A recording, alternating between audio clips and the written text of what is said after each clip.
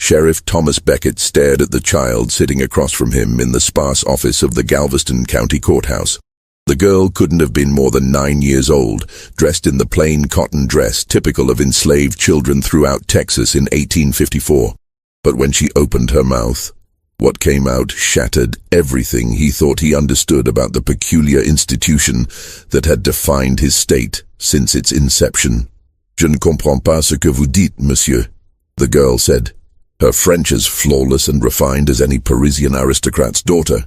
Beckett looked at the plantation owner who had brought her in, a man named Richard Hartley, whose face showed equal parts confusion and rage. "She won't speak English," Hartley said, his voice tight.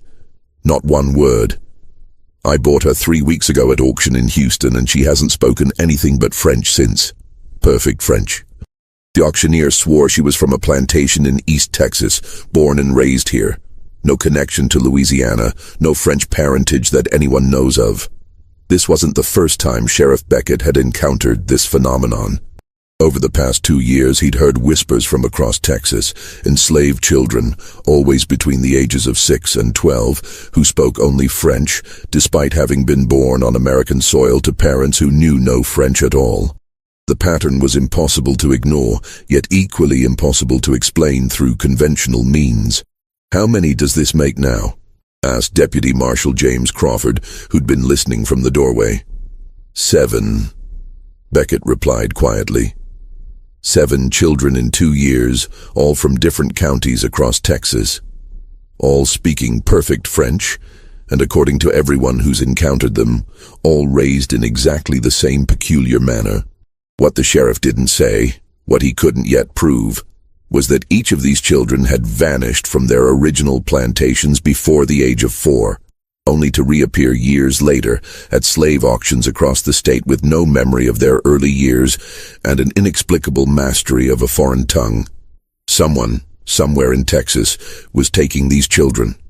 And whatever was being done to them during those missing years had begun to draw attention from forces far more dangerous than curious lawmen. The question that would haunt Sheriff Beckett through the summer of 1854 wasn't just who was taking the children, or why. It was what happened during those lost years that transformed ordinary enslaved children into something that defied every assumption about identity, memory, and the very nature of human development. And as he would soon discover, the answer lay hidden in plain sight, protected by the one thing that made it nearly impossible to investigate: the institution of slavery itself.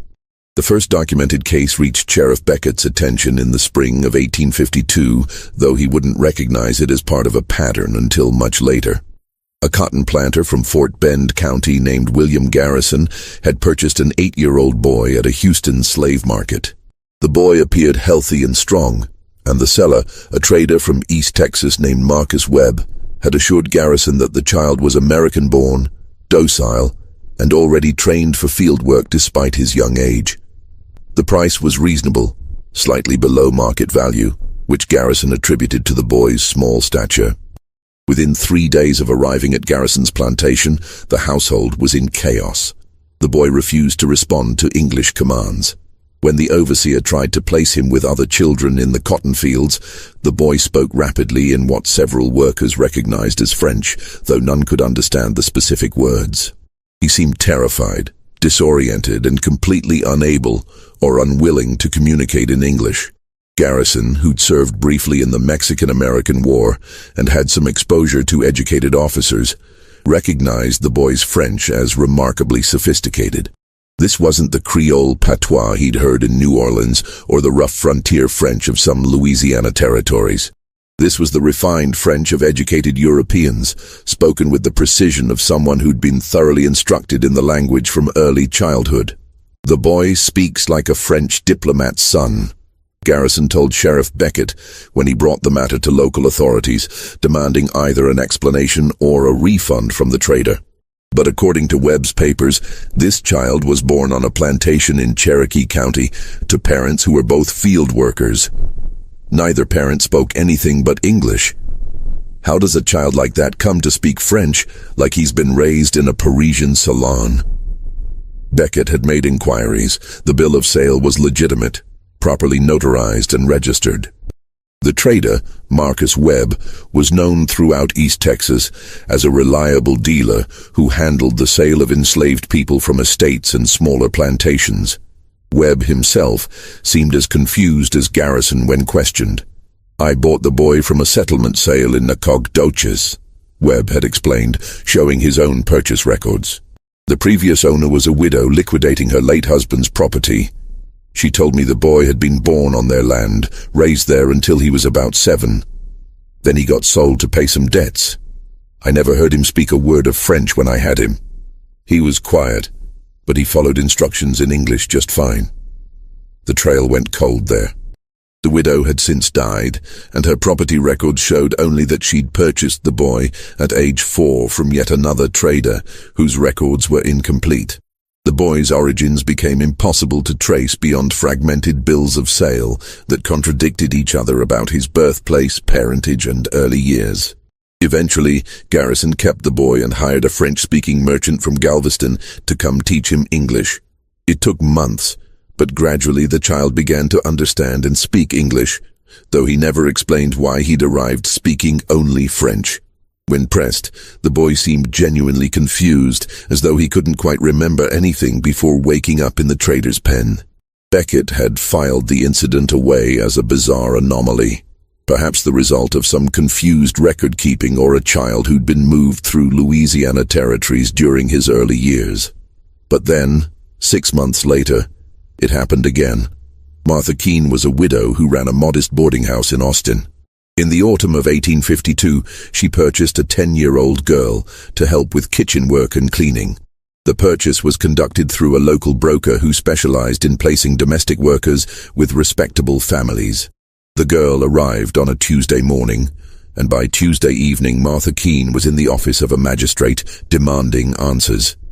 "She won't speak English," Keene said, her voice shaking with a mixture of anger and fear. "Not one word. She speaks French, beautiful, proper French. I studied French at a finishing school in Virginia before I married, and I can tell you this child speaks better than my instructors did. How is this possible?" The broker swore she was Texas-born, from a farm in Washington County. He showed me papers proving her lineage going back 2 generations, all Texas residents. The magistrate, Judge Henry Morton, had listened patiently and then done something unusual. Instead of dismissing it as a simple case of fraudulent sale, he began investigating. Morton was an educated man who'd practiced law in Tennessee before moving to Texas, and the case intrigued him intellectually. What he discovered troubled him enough that he wrote a letter to Sheriff Beckett in Galveston, knowing the sheriff's reputation for thoroughness in unusual cases. According to Morton's investigation, the girl had indeed been born in Washington County on a small farm owned by a family named Sutton. The Suttons had raised her from birth until she was approximately 3 years old. Then, according to their records, she'd been sold to pay off a gambling debt incurred by the family's eldest son. The purchaser had been a man named Daniel Foster, who claimed to represent a plantation in Brazoria County. Foster's own records, however, showed no such plantation. The address he'd provided led to an abandoned property. Foster himself had disappeared from all records after that single transaction. The girl vanished from all documentation for nearly 4 years. Then she reappeared at a slave auction in Bastrop County, sold by a trader who claimed she'd come from an estate sale in East Texas. No records explained where she'd been or how she'd come to speak fluent French. "There's something else," Morton wrote to Beckett. "I interviewed the Suttons, the family that originally owned the girl. They remembered her as a normal child, spoke English, no exposure to French, no unusual circumstances. They were shocked to learn what had become of her. But here's what disturbed me most. They said the man who purchased her, this Daniel Foster, specifically requested a child of that age. He came to their farm asking if they had any children between 3 and 4 years old available for purchase. He wasn't interested in adults, wasn't interested in older children, just that specific age range, and he paid well above market value." Beckett had felt the first stirrings of genuine concern when he read Morton's letter. One French-speaking child could be explained away. Two suggested a pattern, and the detail about the buyer specifically requesting a young child of a particular age. That suggested intention, planning. He wrote back to Morton, asking him to document everything about the case and to notify Beckett immediately if he heard of any similar situations. Then Beckett began making his own inquiries among the network of sheriffs, marshals, and magistrates across Texas. What emerged over the following months was deeply disturbing. By early 1853, Sheriff Beckett had collected reports of 5 cases spanning from Houston to Austin, from Galveston to small towns in East Texas near the Louisiana border. In each case, the pattern was identical. An enslaved child between the ages of 6 and 10 appeared at a slave auction or was sold through a broker. The child spoke only French, refined, educated French that seemed impossible given their documented backgrounds. Attempts to trace their origins led to a confusing maze of bills of sale and property transfers, but in each case, there was a gap of 3 to 5 years in the documentation where the children simply disappeared from all records. More disturbing was what Beckett discovered when he managed to interview 3 of the children through French-speaking interpreters. All 3 told similar stories, though their accounts were fragmented and confused, like trying to remember a half-forgotten dream. They recalled being taken to a place they described as the house with many rooms. They spoke of lessons, hours each day devoted to learning French, to reading and writing in French, to memorizing French poetry and songs. They described strict but not cruel treatment, adequate food, clean clothing. They mentioned other children, perhaps a dozen or more, all engaged in the same intensive education, but none of them could describe where this house was located. They couldn't recall specific landmarks, couldn't identify the adults who taught them. Their memories of those years existed in a strange, isolated bubble, disconnected from any sense of geography or specific identity. C'était comme un rêve, one girl told the interpreter. It was like a dream. When asked why they'd been taken, why they'd been taught French, the children had no answers. When asked if they'd been told what would happen to them after their education was complete, they shook their heads. The lessons simply stopped one day, and they found themselves in a trader's pen, waiting to be sold. Beckett shared his findings with Judge Morton and with Deputy Marshal Crawford, who'd become equally invested in solving the mystery. Together they began to form theories. Someone is taking young enslaved children and educating them in French, Crawford said, laying out the facts as they understood them. They're keeping these children for several years, then returning them to the slave market.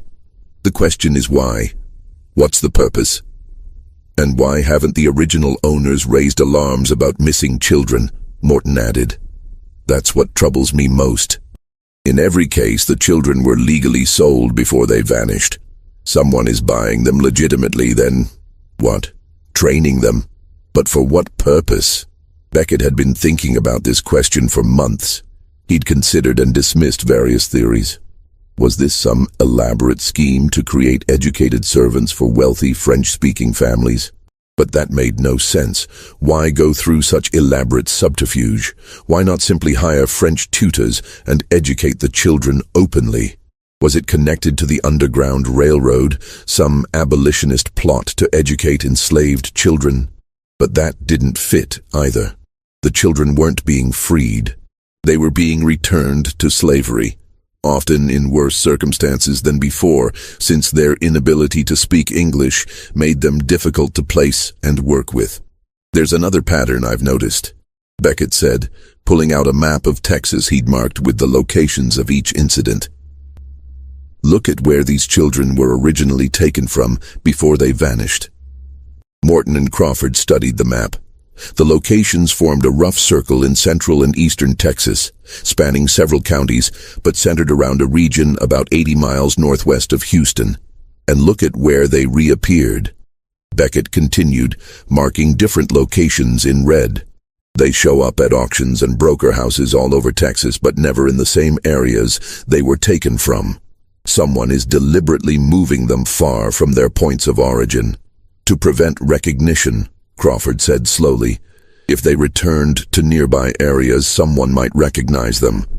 Parents, former owners, other enslaved people who knew them as children. Exactly, Beckett confirmed.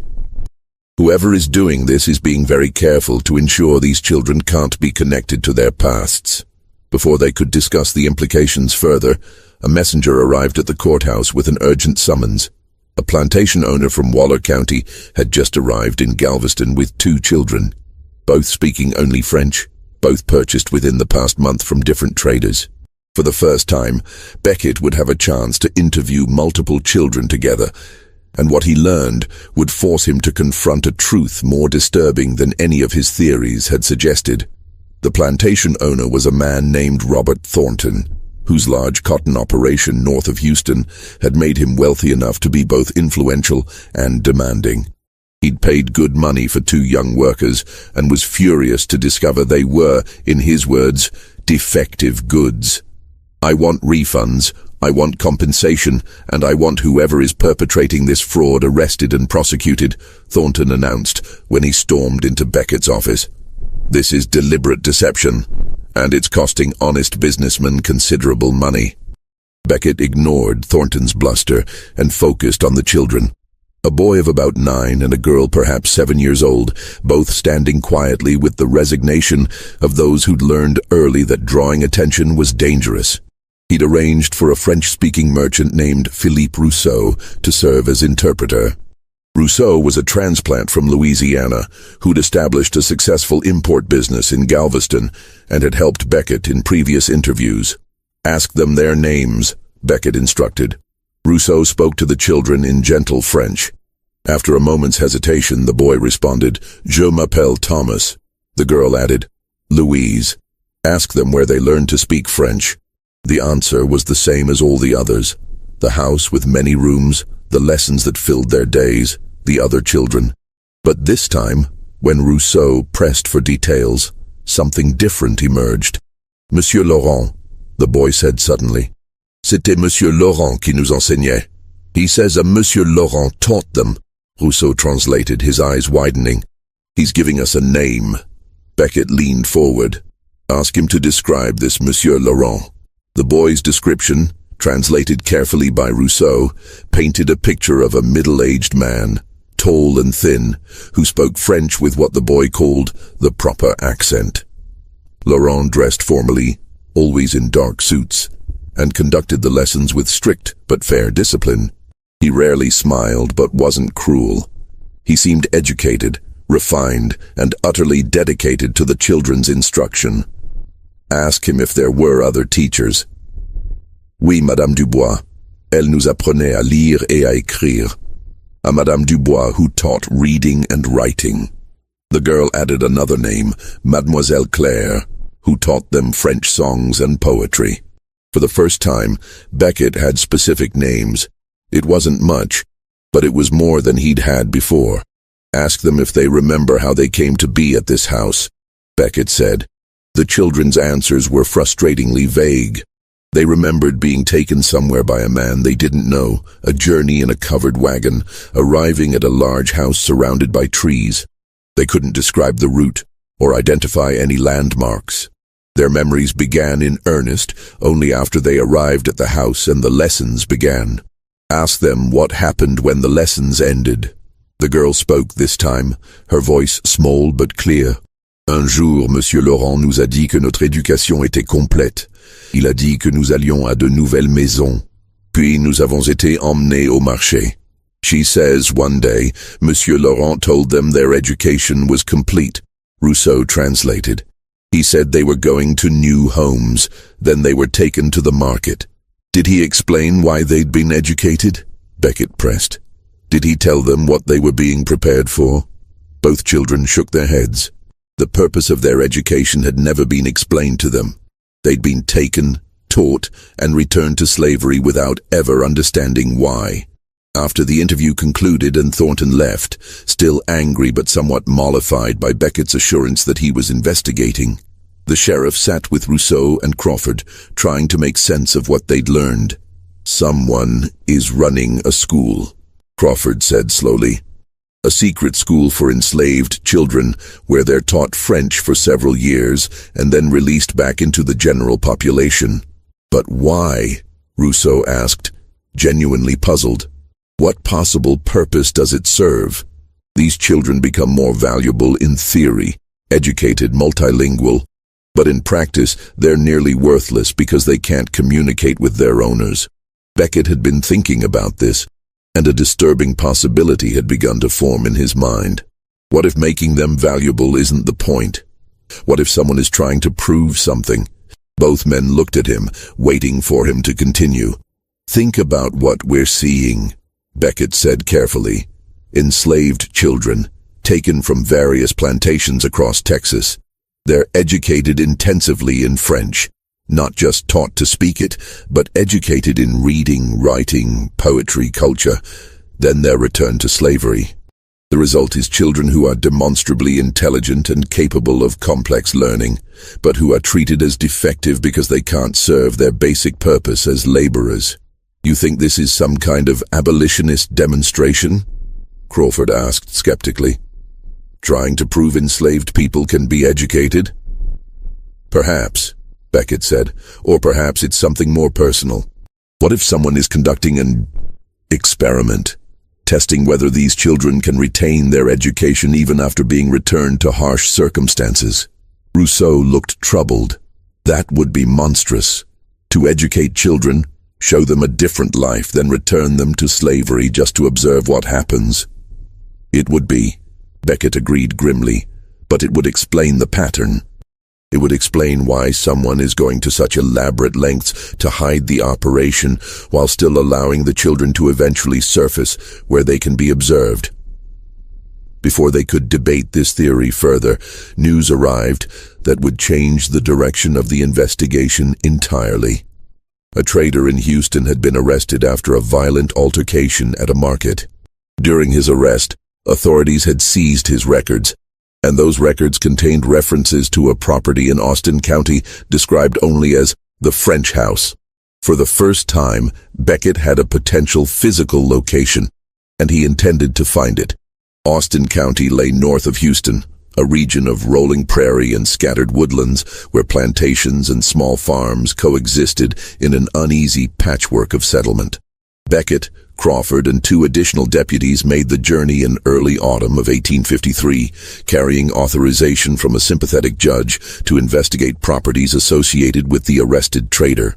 The trader, a man named Samuel Wyatt, had proven surprisingly cooperative once faced with serious charges of falsifying bills of sale. He'd admitted to serving as an intermediary in several transactions involving children from what he called the French operation, though he claimed to know little about its actual purpose or location. I was paid to move children, Wyatt had told them. Take them from one place, deliver them to another. Sometimes I'd pick up a child and transport them to a property in Austin County. Other times I'd collect children from that same property and move them to auctions in other counties. I never asked questions. The money was good, and I was told the operation had legal backing. Legal backing from whom? Beckett had demanded. A lawyer named Beaufort, Wyatt had replied. André Beaufort operates out of Houston. French fellow, been in Texas since before the Revolution. He handled all the paperwork, made sure everything was documented properly. Said it was all legitimate business. That name, André Beaufort, had opened up a new line of investigation. But Beckett wanted to find the physical location first.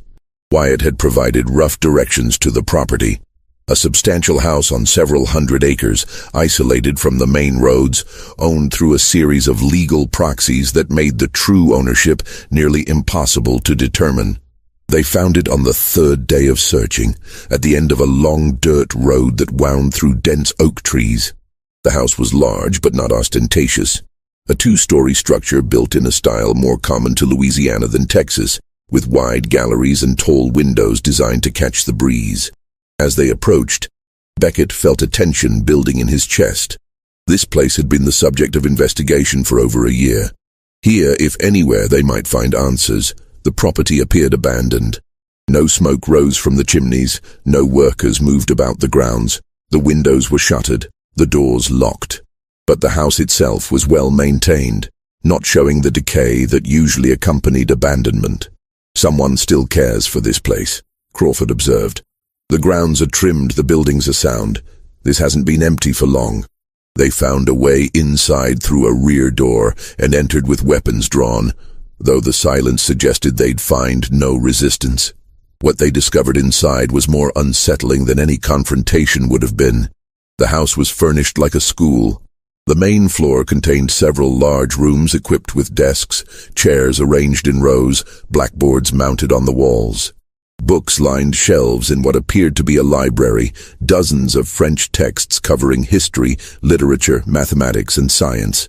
Upstairs, they found dormitory-style sleeping quarters, small beds arranged in neat rows, each with a simple trunk at its foot. Clothing hung in wardrobes, children's clothing in various sizes, all well made and clean. In what appeared to be an administrative office, they struck gold. Ledgers and documents filled a desk and file cabinet. Beckett began examining them immediately, while his deputies searched the rest of the property. The ledgers recorded a meticulous operation spanning nearly a decade. Lists of children's names, ages, dates of arrival and departure. Notes on their progress in learning French, their aptitude for different subjects, their behavior and disposition. The entries were clinical, detached, recorded in a precise hand that Beckett assumed belonged to the mysterious Monsieur Laurent. "They've been doing this since at least 1844, Beckett said, flipping through earlier pages. "Taking children, educating them for 3 to 5 years, then releasing them. Dozens of children have passed through here." But the ledgers raised as many questions as they answered. They recorded what was done, but not why. They showed a carefully managed system, but revealed nothing about its ultimate purpose. Then Crawford found something in a separate drawer, a bundle of letters tied with string. The correspondence was in French, but Rousseau, who'd accompanied them on the search, translated as they examined each letter. The letters were between 2 individuals, André Beaufort, the lawyer Wyatt had mentioned, and someone identified only as L, presumably Laurent. The correspondence spanned years and revealed a truth stranger than any of their theories had suggested. Beaufort's letters spoke of the project and our objective. He referenced securing funding from interested parties in France who believed in the fundamental equality of human capacity regardless of circumstances of birth. He discussed the importance of maintaining secrecy while still allowing the results to eventually become known. Laurent's responses were more philosophical. He wrote of his students' progress with evident pride, describing their accomplishments in learning French language and culture.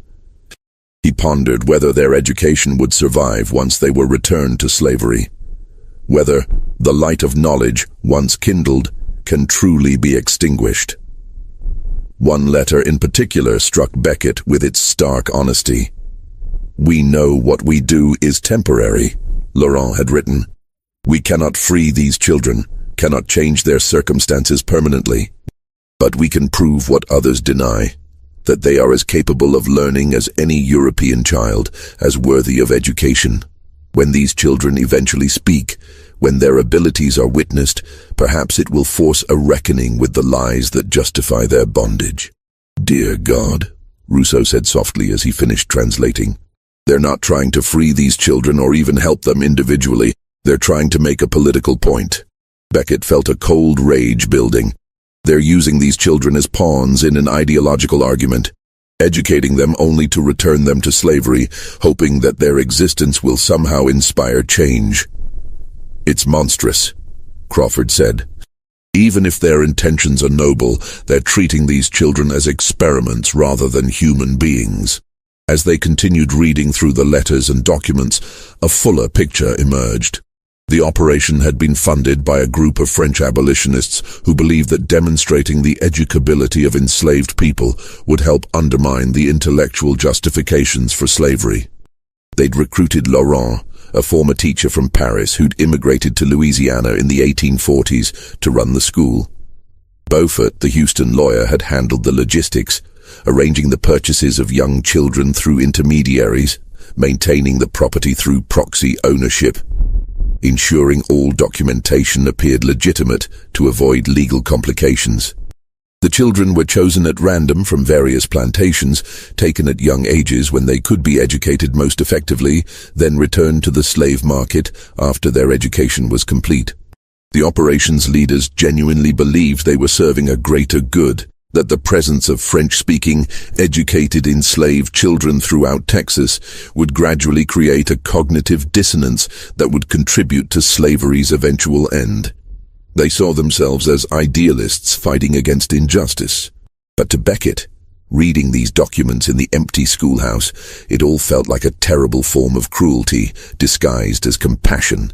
These children had been given knowledge and culture only to have it stripped away, returned to circumstances where their education was worthless and even disadvantageous.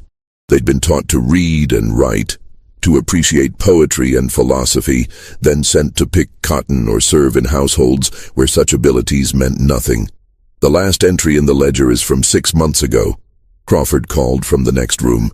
It looks like they closed down the operation, sent the remaining children to auctions across the state, then emptied the house. Why would they shut down?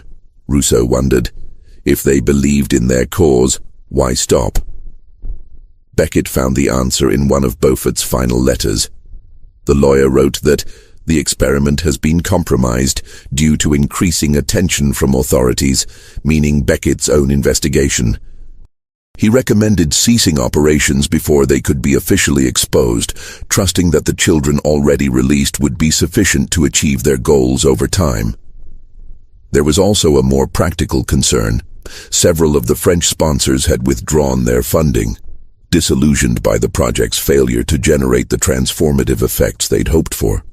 The presence of French-speaking enslaved children in Texas had created curiosity and confusion, but it hadn't sparked any meaningful challenges to the institution of slavery itself. "Where are they now?" Crawford asked. Laurent, Beaufort, the others involved. That proved harder to determine.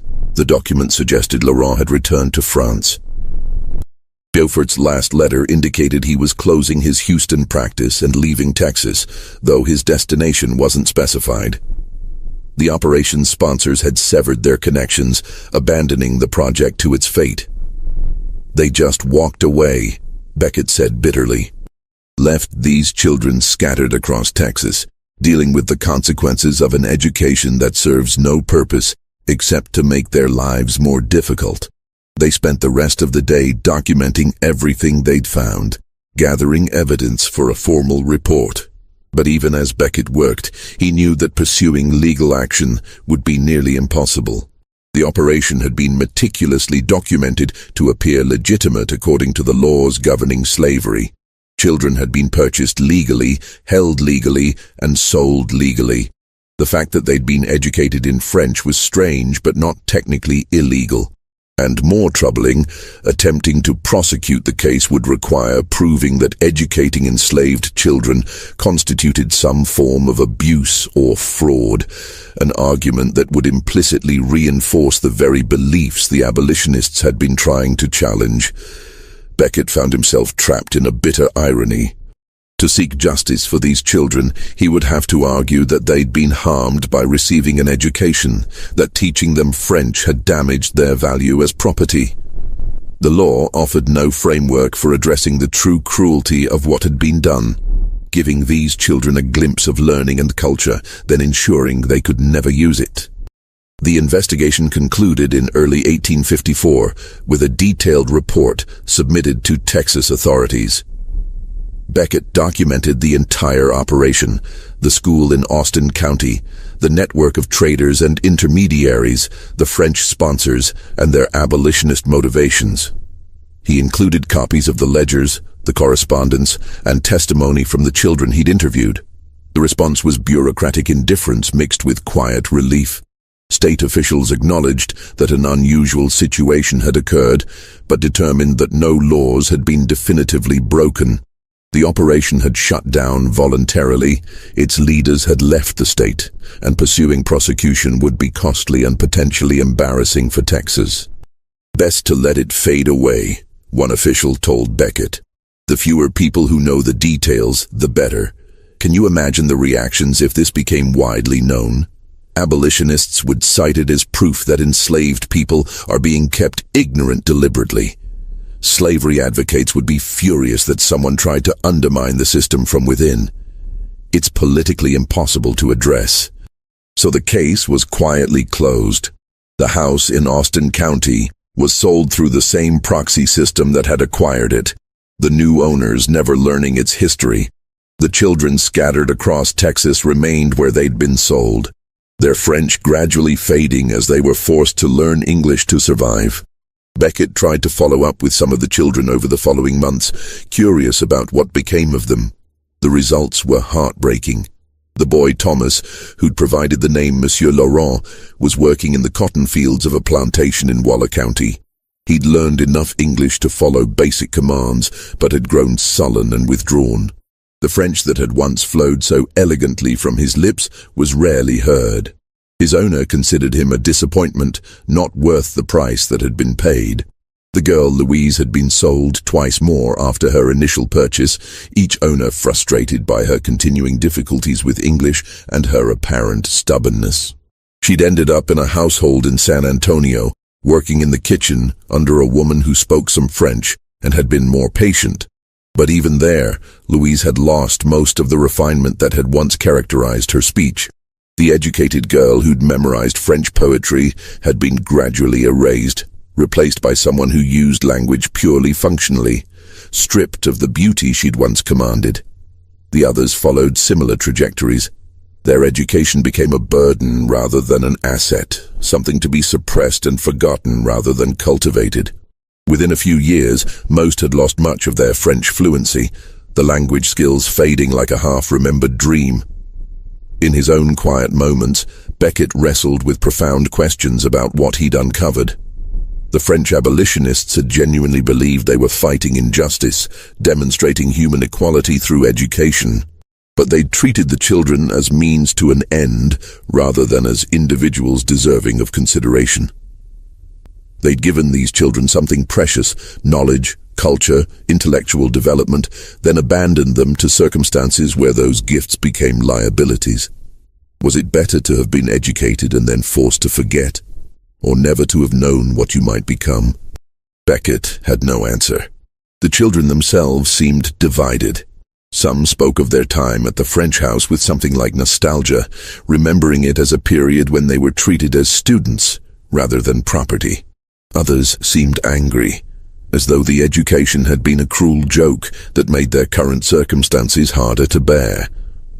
Judge Morton, who'd been instrumental in the early investigation, expressed it this way. They tried to prove these children could learn, but all they proved was that knowledge without freedom is its own kind of torture. The legal documentation from the case was filed away in courthouse archives, unlikely to ever be reviewed. Officially, the matter was resolved. But Beckett couldn't let it go entirely. In the summer of 1854, he wrote letters to several abolitionist organizations in the North, describing what he'd discovered. He thought perhaps they might use the information to support their cause, to demonstrate both the capacity of enslaved people to learn and the cruelty of denying them that opportunity. The responses were mixed. Some organizations were interested, seeing potential in the story. Others were troubled by the ethical implications, uncomfortable with citing an example where education had been used so cynically. A few suspected Beckett of creating an elaborate hoax, unable to believe that such a systematic operation could have existed without becoming widely known. Ultimately, the story of the French-speaking children of Texas never became the powerful demonstration its creators had hoped for. It remained a footnote, a strange historical curiosity that occasionally surfaced in letters and private correspondence, but never coalesced into a broader movement for change. By 1856, Beckett had moved on to other investigations, other cases that demanded his attention. Texas was growing rapidly, and with that growth came new crimes, new mysteries. But he never entirely forgot the children who'd spoken such perfect French. In 1857, he learned that André Beaufort, the Houston lawyer who'd managed the operation, had died in New Orleans. Among his effects was found a manuscript, a detailed defense of the French House Project, arguing passionately for its moral necessity despite its controversial methods. We could not free them, Beaufort had written in what appeared to be intended as a published pamphlet. The law, society, the entire structure of Southern civilization prevented us from offering these children actual freedom.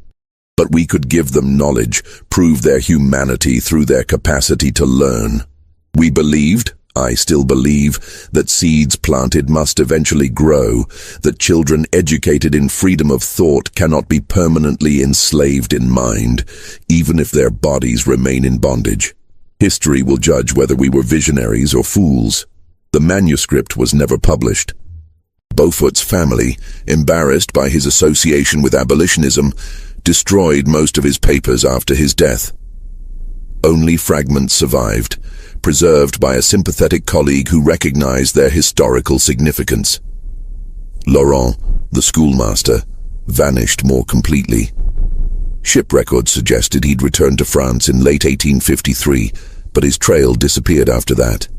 Whether he continued teaching, whether he ever spoke of his years in Texas, whether he maintained any interest in the children he'd educated, none of this could be determined from the fragmented records that survived. The children themselves aged into adulthood, their childhood education becoming an increasingly distant memory. Some retained fragments of French throughout their lives, occasional phrases or words that surfaced unexpectedly. Others lost it entirely, the language replaced completely by the English they needed to survive.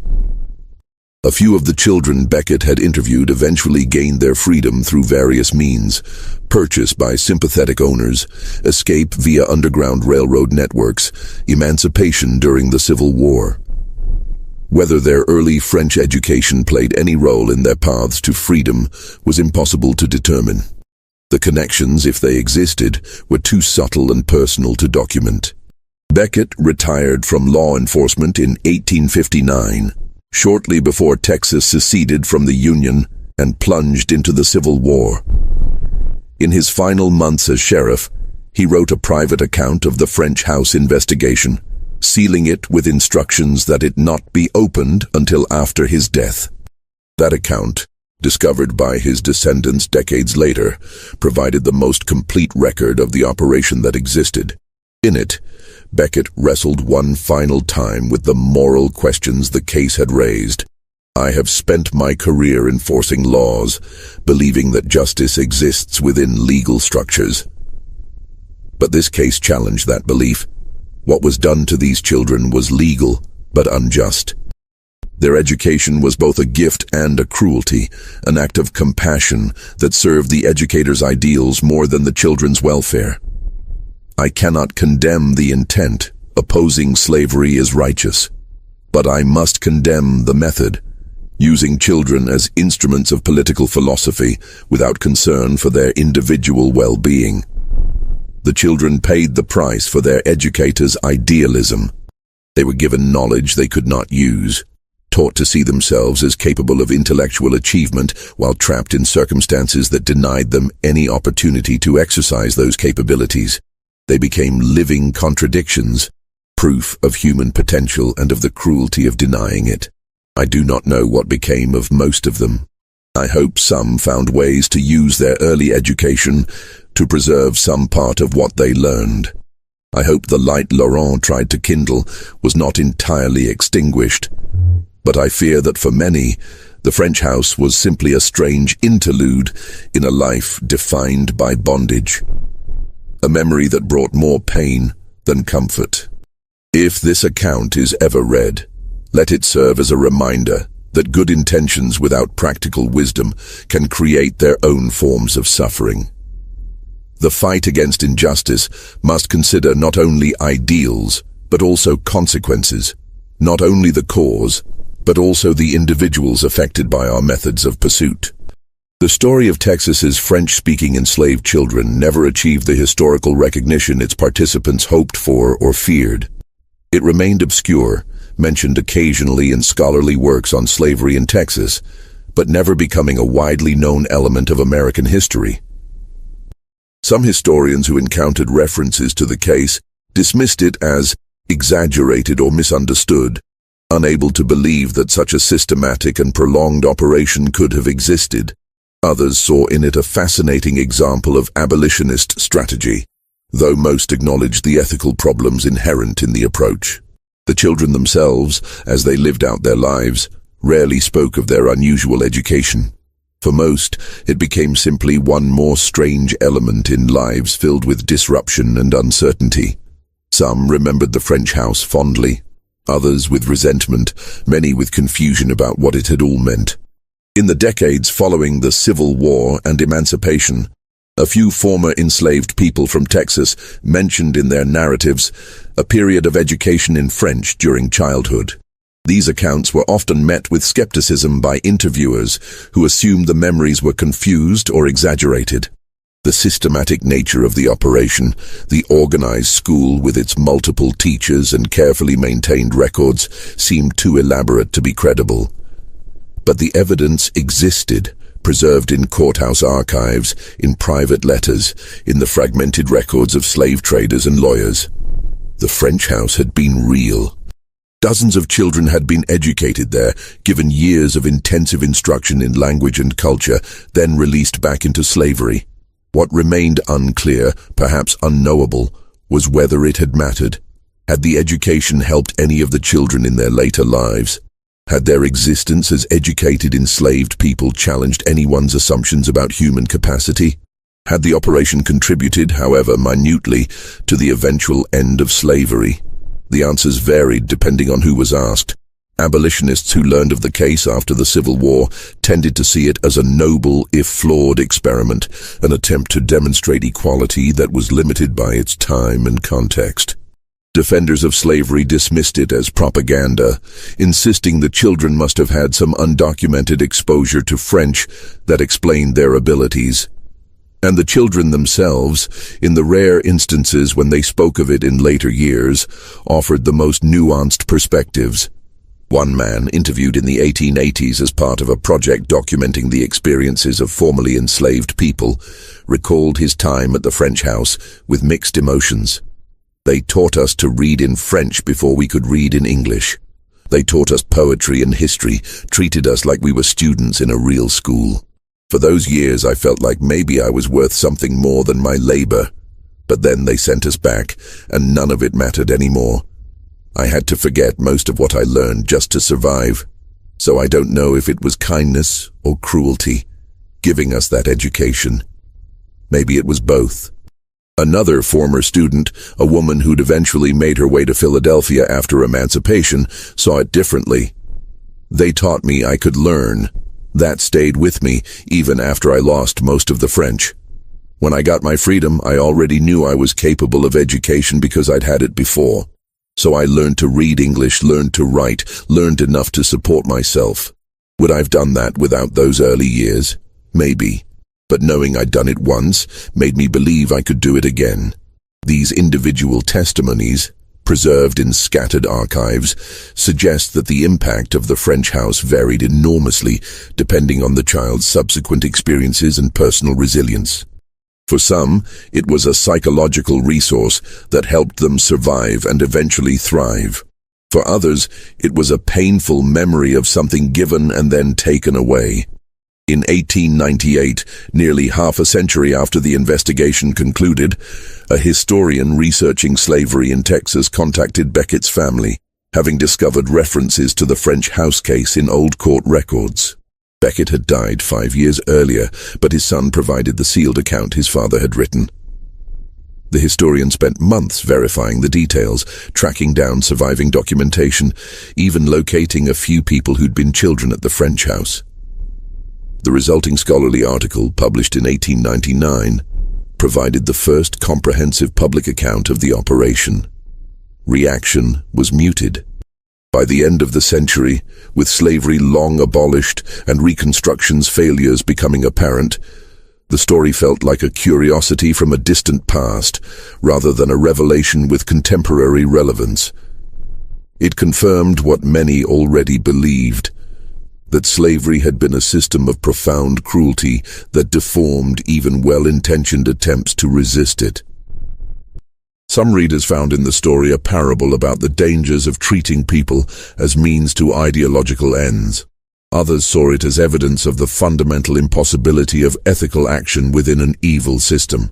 A few still insisted it must have been exaggerated or misunderstood, unable to accept that abolitionists could have acted in ways that seemed so callous toward the people they claimed to be helping.